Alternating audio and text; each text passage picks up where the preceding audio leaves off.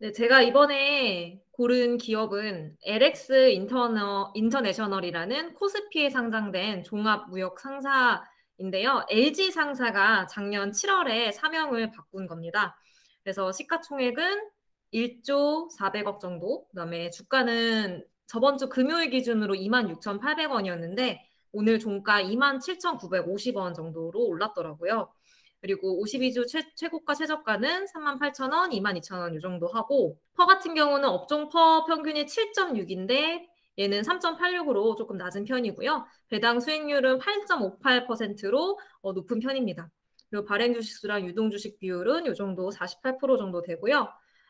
종합무역 상사다 보니까 말 그대로 정말 다양한 사업 분야가 있더라고요. 그래서 사실 이 종합 그 미생에 나오는 그런 상사인데 어떤 식으로 굴러가는지 그다음 뭘 하는지 사실 좀 감이 없어서 제가 그런 좀 호기심에 시작한 것도 있는데 너무 분야가 다양하다 보니까 사실 하나하나를 좀 깊게 파는 건 좀 어려웠었어요. 그리고 그걸 다 단시간 내에 설명드리기도 좀 그럴 것 같아서 다른 그런 상사에 비해서 여기서 집중하고 있는 분야가 뭔지 그리고 다른 상사들에 비해서 미래 성장 동력 같은 건 뭔지 이런 거를 위주로 말씀을 드려보려고 해요.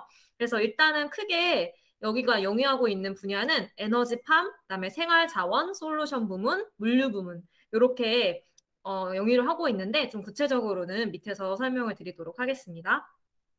일단 이 기업을 선정한 이유는 그 전달에 저희 읽은 경제 도서가 드레먼의 역발상 투자라는 책이었는데 여기서 이제 그 종목을 고를 때 PER, PBR, PCR, 배당률 이런 것들을 고려해서 고르면 이제 실패하지 않는 투자를 할 수 있다 이런 거였어가지고 제가 이거를 기준으로 스크리닝을 했더니 한 대여섯 개가 나왔어요. 그 기업들 중에서 좀 시가총액이 어느 정도 있고 그다음에 외국인 지분율이 높고 사업 분야가 좀 그래도 성장성이나 아니면 단기 모멘텀이 있는 분야가 뭔지를 저는 고려를 해서 그중에 가장 전망이 좋아 보이는 기업을 선정을 했습니다.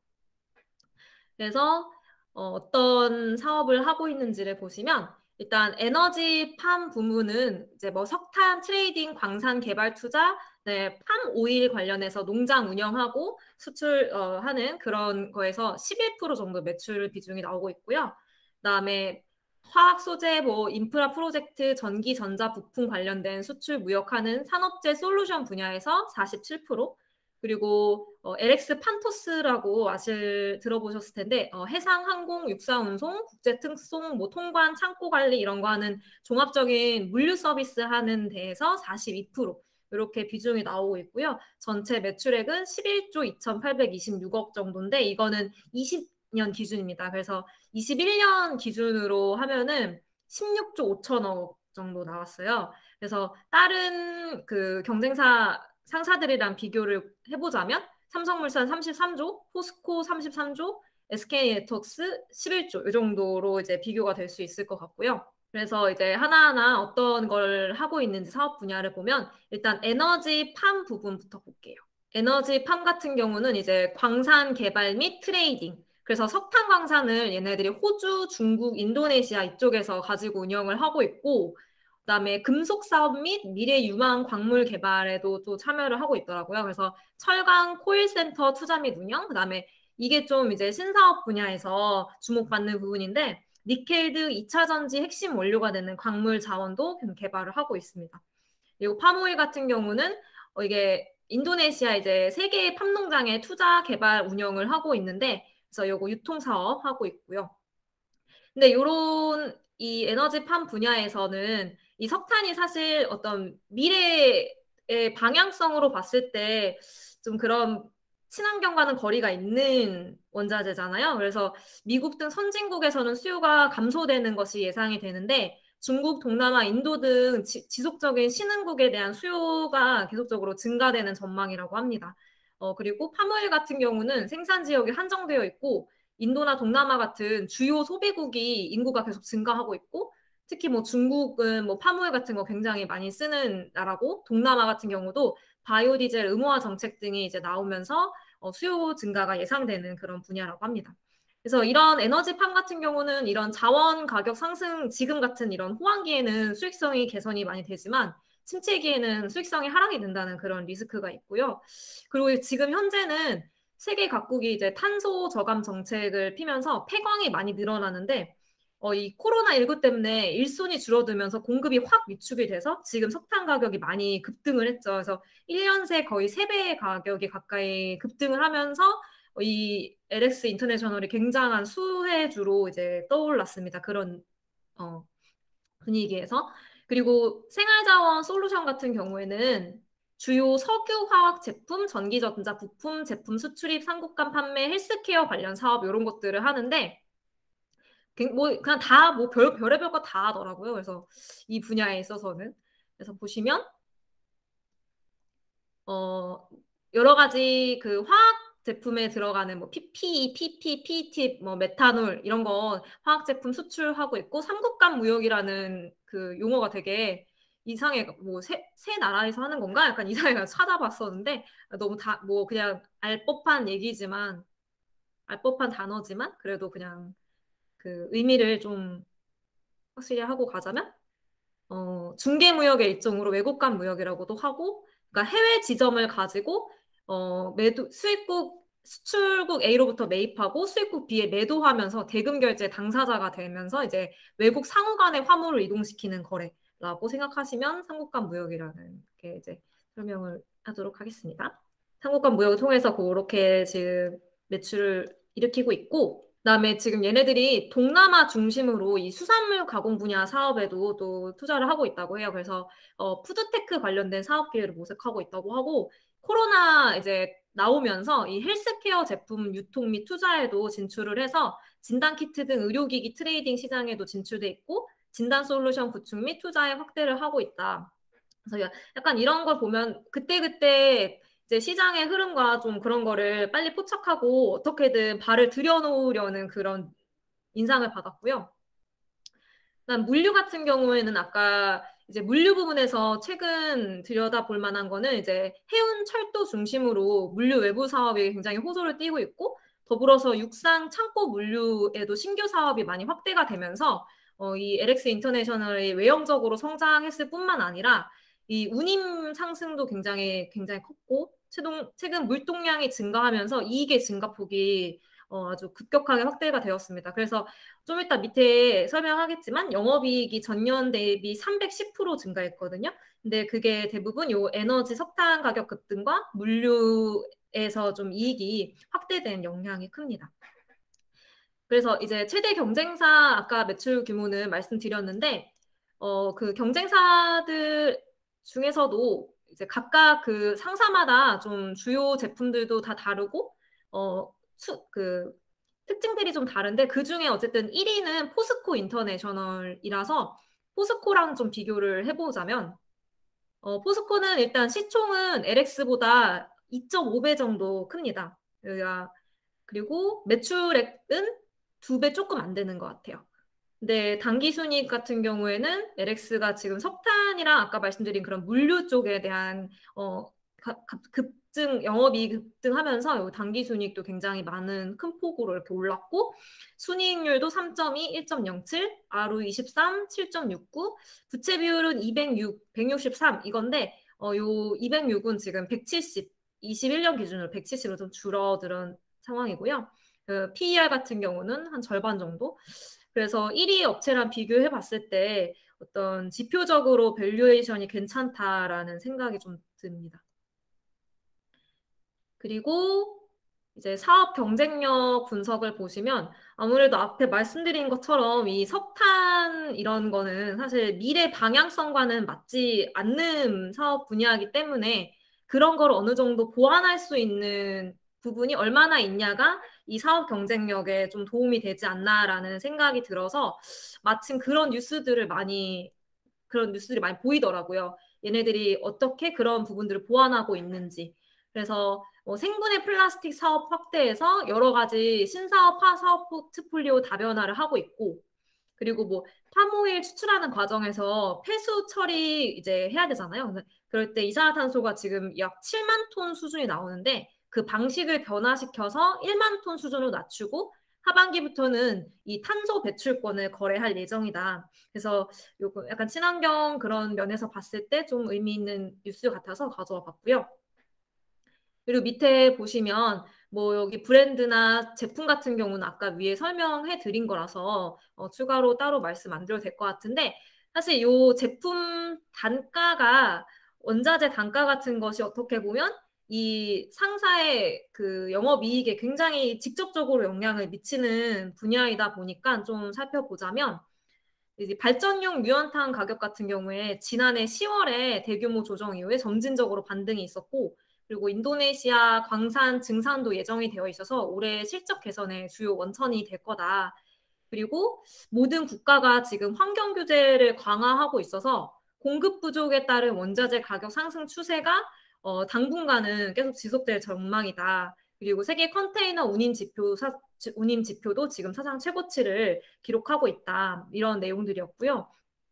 그래서 여기 연료탄 가격 추이와 팜오일 가격 추이를 보시면 지금 어쨌든 거의 고점을 찍고 지금 내려오고 있는 상황인데, 팜오일도 근데 절대적인 수치로 봤을 때 내려왔지만 어쨌든 절대적인 수치로 가격이 높은 편이고, 연료탄 가격도 마찬가지로 지금 굉장히 높은 수치를 기록하고 있는데, 여기서 내려오겠죠. 당연히 내려오겠지만 엄청난 급락이 있지 않은 한 절대적인 수치는 그 전에 대비해서 굉장히 높은 편이라서 어떤 이익이 갑자기 급하락할 가능성은 당분간은 적지 않나라는 생각을 했고요.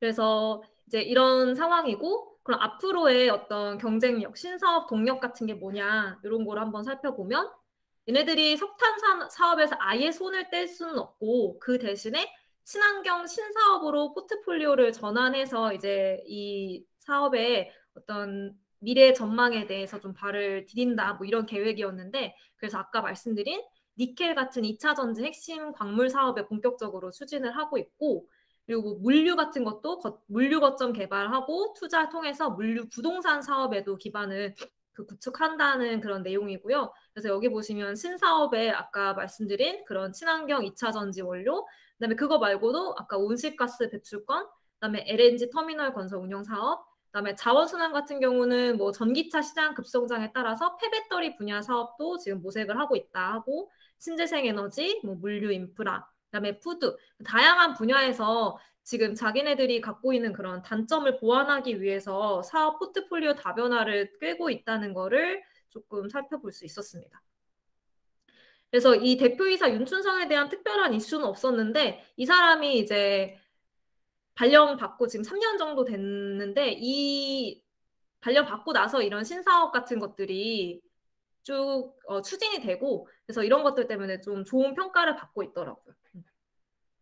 그리고 이제 재무지표랑 상대 가치 평가를 보시면, 일단 매출액 같은 경우는 9988이 1055, 3000, 112, 165 점점 4년간 꾸준히 증가하고 있고, 영업이익 같은 경우도 지금 1598억에서 6509억, 거의 4배 가까이 증가를 했고요. 당기 순이익도 지금 적자 보다가 흑자에서 굉장한 흑자로 지금 전환을 했고, 그다음에 뭐 영업활동 현금 흐름도 마찬가지로 큰 폭으로 개선이 되었고, 그다음에 투자도 하고 있고, 재무는 마이너스네요. 그리고 영업이익률도 올해 기준으로 굉장히 2배 가까이 증가를 했고요.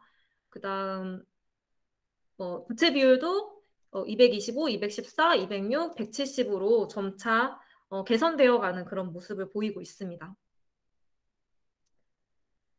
그래서 지금도 굉장한 실적이지만 어쨌든 내년 실적도 이 정도 수준을 유지할 것이다라는 전망을 하고 있더라고요. 그리고 뭐 PER 같은 것도 굉장히 낮은 편이고, PBR도 낮은 편이고, ROE는 그에 반해 다른 업종에 비해서 좀 높은 편이고, 그래서 평가를 하자면 아까 말씀드렸다시피 매출은 전년 대비 거의 47%, 영업이익은 310% 증가한 상태고, 그리고 최근 수익성이 많이 개선되면서 이런 아까 말씀드린 부채 비율 그 업종 평균이 218% 정도 되는데 그거보다 좀 낮은 편이고 좀 다 감소하고 있다. 그렇게 평가가 되고요. 그다음에 상대 가치 PER, PBR 뭐 이런 거 같이 한번 보시면 이게 이제 상사뿐만 아니라 이게 빅파이낸스에서 그 관련 업종 이제 PER 밸류에이션, 피어 밸류에이션 평가한 건데 굉장히 딱 봐도 낮은 축에 속하죠, PER도. 그리고 PSR도 0.1밖에 안 되더라고요. 저번에 그 읽었던 책 중에 PSR 0.7 밑을 이제 매수해라 뭐 이런 책도 읽었었던 것 같은데 그 생각이 났고, PBR도 낮은 축에 속하고 좀 ROE는 상대적으로 높은 축에 속하고, 그리고 PBR 밴드도 거의 이제 최하단에 가까이 가고 있고 PER 밴드도 거의 하단에 붙어 있습니다. 그리고 그 주요 주주 구성을 보시면 LX 홀딩스가 24.7%, 국민연금공단 9.7%, 자사주 신탁 7%이고요. 외국인이 이제 24% 정도 들어와 있고, 저는 사실 고를 때 외국인이 많이 좀 들어와 있는 거를 좀 주로 많이 보기는 합니다. 그리고 지배구조 경험권 이슈 의무 보면은 2021년 5월에 LG 인적 분할로 최대 주주가 LX홀딩스로 변경이 되면서 계열 분리를 위한 지분 정리 절차가 완료가 되었다. 이런 내용이 있었고요. 그래서 종합적으로 검토를 해보면 올해 이 자원과 물류 부분이 수익성이 대폭 개선되면서 실적 상승폭이 굉장히 확대가 됐고, 이 여러 가지 사업 포트폴리오 재편을 통해 이 LX 홀딩스의 주력 자회사로 거듭나면서 이런 신규 사업에 대한 성장성이 점점 가시화되고 있는 상황이고, 그리고 이 아까 말씀드렸다시피 석탄이나 이런 물류 시황에 갑자기 확 낮아지는 것보다는 좀 안정적으로 하향세를 점진적으로 나타내지 않을까. 그래서 2022년 실적이 갑자기 나빠진다. 지금이 피크인 건, 그 영업이익 실적의 피크인 건 맞는 것 같아요. 근데 갑자기 낮아지는 것보다는 그래도 절대적인 값으로 보자면 실적도 어느 정도 견고할 것이다. 그리고 지금 굉장히 밸류에이션이 낮고 여러 가지 신사업 투자에 주목해 볼 만하다라는 게 최신자 리포트의 중요한 부분이었고요. 그다음에 가지고 있는 어떤 리스크 같은 거는 일단 LG와의 내부 거래가 굉장히 큽니다. 지금 53% 정도, 지난해 매출의 53%가 LG와의 그 국내외 계열사에서 발생을 했는데, 이런 성공적인 사업적 독립 여부가 미래 경쟁력을 좌우하지 않을까라는 그런 얘기가 있어서 지금 여기 보시면 LG전자, LG화학, LG디스플레이 그쪽 관련해서 매출액이 57% 정도 의존하고 있는 모습을 보실 수 있습니다. 근데 또 이걸 어떤 리포트에서는 락인 효과를 바탕으로 영업적 긴밀성을 유지할 수 있다, 뭐 이렇게 좋게 보는 데도 있더라고요. 그리고 일단 리스크는 중장기적으로 이런 탄소 에너지 수요 감소, 이런 것들은 호불황의 사이클이 존재한다는 게 리스크입니다. 그래서 투자 적정성 최종 검토를 해보자면 여러 가지 니켈 광산 채굴 및 운영, 그다음 폐기물, 탄소 배출권, 수력 발전 등 이런 친환경 사업과 더불어서 뭐 진단 키트 유통, 뭐 헬스케어 사업, 이런 좀 전망성이 좋은 신규 사업을 통해서 좀 주가 상승의 기회가 어느 정도 열려 있다고 생각이 되고, 2016년 주가가 최고점일 때 기준으로 영업이익이 지금 3배가 넘게 좋아진 현 시점에서도 이 가격을 깨지 못하고 있는 것으로 보아서 좀 진입할 수 있지 않을까. 그리고 그 보미님이 질문 주신 것처럼 지금이 이익 피크라서 이게 점점 나빠질 그런 우려가 있는데 들어갈 수 있는 거냐, 어떻게 생각하시냐 했는데, 제 생각은 어쨌든 이게 호불항이 있는 기업이지만 당분간은 실적이 견고할 것으로 예상이 되고, 그리고 이 지금 밸류에이션 자체가 너무 낮기 때문에 불황이 오기 전까지는 그래도 단기 모멘텀이 한 번쯤은 있지 않을까 생각이 들거든요. 그리고 그 증권사 목표 주가가 지금 38,000원에서 47,000원 정도인데 PBR 0.57배라서 지금 충분히 자산 가치도 있고 배당 가치도 있고, 그래서 투자 매력도가 좀 충분하지 않나라는 생각을 했고요. 그 예상 단기 순이익이랑 포워드 PER 4.6으로 이제 뭐 딴 데는 뭐 6까지 보는 데도 있었는데 최대한 보수적으로 계산해 보려고 4.6 넣고 했던 예상 주가 36,300원에서 이제 목표가 36,000원으로 계산을 해서 해봤고요. 그 다른 컨센서스 같은 경우는 거의 목표 주가는 43,000원 정도였습니다. 그래서 지금도 보시면 일주일 새 지금 5% 거의 가까이 올라가지고 어느 정도 좀 흐름을 타고 있지 않나라는 그런 분위기가 예상이 됩니다. 이게 개인적인 생각이고요. 그래서 일단은 탄탄한 기업이기 때문에 그냥 한 5% 정도, 5에서 10% 정도 선에서 간만에 저도 그래서 매수를 했습니다. 지금 2달 정도 저도 아무것도 매수 안 하다가 최근에 한 5% 정도 매수를 했습니다. 네, 그래서 여기까지 제 발표 마치겠고요. 혹시 질문 있으신 분은 제가 아는 선에서만 열심히 대답해 보도록 하겠습니다. 잠시만요. 저 질문 있는데, 그 16년도에, 16년도에, 아까 보니까 17년도, 18년도에 보니까 마이너스 막 영업이익이고 막 이랬었는데, 뭐 그렇게까지 영업이익이 차이가 나는 이유가 거의 몇백 배가 올랐는데, 그게 가능한 건가요? 상사에서는?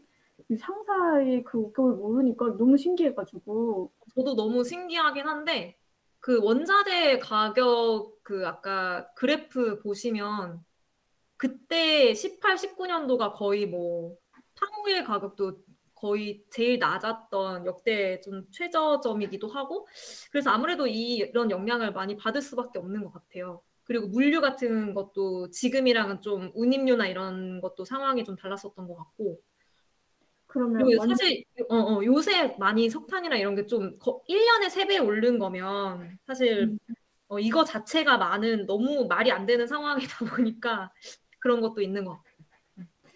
이게 그럼 완전 거의 사이클 기업인데 사이클 주기도 좀 되게 짧은 것 같더라고요. 아까 그래프 보면은 이런 기업은 이렇게 주가가 낮을 때 들어갔다가 한 2, 30% 하고도 이렇게 딱 나와야지 되는. 그중에 사이클 기업에는 거의 투자를 해본 적이 없어서 너무 어려운 것 같아요. 이 매수 시점과 매도 시점을 맞추기가. 그래서 저도 되게 저평가 되어 있는데 들어가기가 좀 어려운 느낌? 맞아요. 저도 그런데 그래서 한번 이것도 당해봐야 또 나중에 그래서 큰 금액은 못 하겠고 저도 좀 어느 정도 작은 금액으로 한번 당해보려고 저도 사이클이 이렇게 딱 눈에 띄게 있는 기업 그리고 원자재 가격에 이렇게 직접적으로 연결되는 기업에 투자해보는 건 처음이라서 근데 너무 지표상으로 너무 좀 저평가 있는 건 맞는 것 같아서 일단 한번 들어가 봤어요. 그래서 어떤 분들은 포스코 인터내셔널이랑 비교를 하면서 사실 장기적으로 만약에 이런 호불항을 타는 기업이어도 장기적으로 볼 거면 예를 들어서 거래하고 있는 나라 수라든지 종목 영위하고 있는 사업 부문이라든지 이런 전반적인 걸 봤을 때는 포스코 인터내셔널 같은 데다 장기 투자하는 게 낫다고 말을 하고 대신에 지금과 같이 LX 같은 거는 어느 정도 변동성을 나는 좀 타고 싶다라고 생각했을 때 이거를 선택한다고 뭐 그렇게 분석하는 분들도 있더라고요.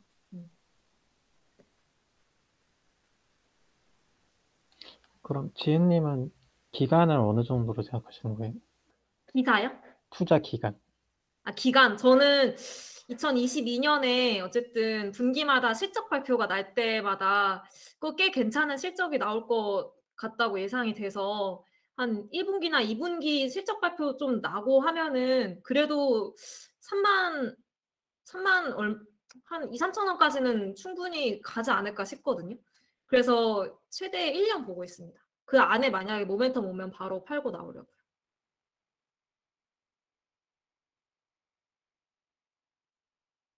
혹시 좀 찾아보니까 그 회장님이 연세가 많은 상속 이슈가 뭐 계속 있던 것 같은데 이런 게 뭔가 영향을 미칠 요소가 있을 수도 있지 않을까요? 아무래도 예. 상속 이슈는 제대로 파악을 못했습니다. 제가 다시 한번 확인해보고 나중에 카톡방에 한번 올리겠습니다. 예, 알겠습니다. 혹시 또 질문 있으신가요? 전 개인적으로 그럼 소장님. 제가 원자재 철강 쪽에 투자를 해봤는데, 혹시 실적 발표가 나면 이런 종목은 바로 오르지 않고 약간 텀이 있어요. 그래서 만약에 30% 변동이 되면 공시를 띄우잖아요. 그렇게 하면서 갑자기 주가가 수직으로 갔다가 거기에서 오래 머물지 않고 곧바로 또 떨어지더라고요. 그러니까 이런 주식은 그 주가를 유심히 살펴보다가 실적 발표가 나면 수직으로 상승할 때 일단 팔고 기다렸다가 다시 또 들어가고 그렇게 여러 번 변동을 줘서 수익 실현하는 방법이 있더라고요. 그래서 제가 그 대한제강 그 건설 경기가 좋아질 것 같아서 그쪽에 투자해서 좀 물려 있었는데 엄청 걱정을 했는데 그러니까 음. 그 금액대를 많이 투자를 하니까 손실률도 높잖아요. 그래서 마이너스 1,200 까지 가니까 거의 멘붕이 왔었는데 그래도 실적 발표가 나면서 자사주 매입하면서 그대로 원상 복구했는데 거기서 오래 머물지 않고 또 떨어지는 경향이 있더라고요. 그래서 주가를 좀 실적하고 주가를 좀 유심히 잘 살펴봐야 하는 것 같더라고요. 네, 제가 그냥 경험한 걸로는 여기까지입니다. 소정님의 조언을 잘 받아들여 네. 눈을 아주 부릅뜨고 보도록 하겠습니다. 아주 감사합니다. 얘도 그때 그 석탄 가격 한참 급등했을 때 막 35,000원, 34,000원 이렇게 훅 갔다가 다시 떨어진 거거든요. 네네네. 그래서 또 제 생각에 한 3,000~4,000원까지 실적 나오기만 하면은 네네. 실적만 나오면 네, 일단 네. 주가는 가더라고요. 그래서 좀 기대를 해보면서 너무 욕심 부리지 않고 한번 해보려고 합니다. 질문, 네네, 민호님. 근데 그 매출액 비중 보면 물류가 되게 두 번째로 큰 비중을 차지하고 있잖아요. 네네.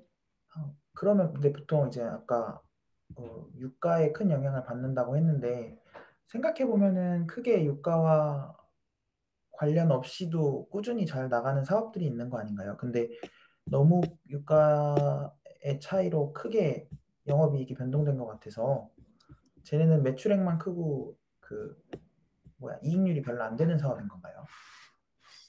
이게 유가도 유가인데 지금 물동량이 엄청 증가했고 운임이 많이 올라가지고 그 영향이 있는 것 같아요. 어떤 유가랑의 어떤 직접적인, 물론 그것도 영향을 받긴 받겠지만 물동량이 많이 증가하고 그런 것 때문인 것 같은데 사실 뭐 평소에랑 어느 정도 차이가 있는지는 한번 수치적으로 저도 한번 찾아보려고요. 그래서 지금은 조금밖에 안 들어가긴 했는데 한번 찾아보고 이게 좀 의미 있는 수치가 나오는지 한번 보고 같이 공유 드릴게요. 네, 감사합니다. 혹시 질문 없으시면 저희 그럼 10분 쉬고 소정님 발표 이어서 들을까요? 네, 혹시 다른 뭐 질문 있으시면 카톡방에 언제든지 올려주시면 최대한 열심히 찾아보도록 하겠습니다. 저희 지금 10분 쉬고 9시 21분에 다시 시작할게요.